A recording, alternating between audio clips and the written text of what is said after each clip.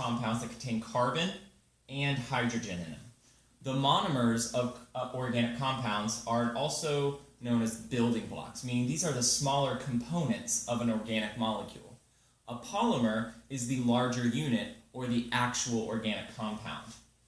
These compounds can be built or broken apart through two processes. The first is dehydration synthesis. This is the taking away of a water molecule in order to build or put something together.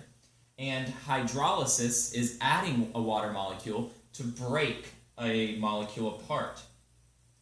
When we talk about organic compounds, there are three types of bonds that we need to be familiar with. A covalent bond is a very strong bond between molecules, so it takes a lot of energy to break it apart. A hydrogen bond is a super weak bond that you would find in your DNA, for example, so they're very easy to break apart.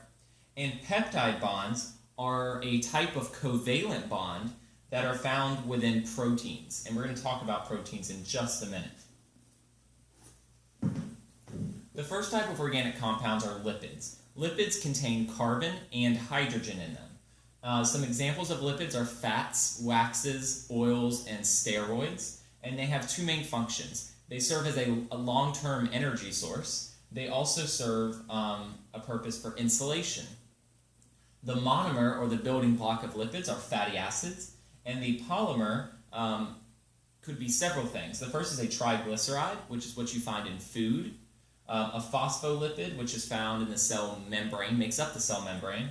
And a steroid, which some examples of steroids are hormones, so testosterone and estrogen found in males and females. And if you want to test for the presence of lipids in a lab, use a brown paper bag. And if lipids are present in the food, then that bag will obtain a translucent spot, which means you can see through it. Carbohydrates are another type of organic compound, and they're composed of carbon, hydrogen, and oxygen in a 1 to 2 to 1 ratio. That means there's always going to be twice as many hydrogen as there are carbon and oxygen. So this is an example of a carbohydrate. You can tell because there's 12 hydrogen and 6 carbon and oxygens, which means there's twice as many hydrogens as there are carbon and oxygen. Some examples are glucose and starch. This is the chemical formula for glucose. And carbohydrates serve as a short-term energy source. The monomers are called monosaccharides. Mono means one, saccharide means sugar, so it's a one sugar molecule. A polysaccharide is the polymer, meaning many sugars, and there are 4 main polysaccharides. The first is starch, which is the energy storage found in plants. The second is glycogen, which is the energy storage found in animals.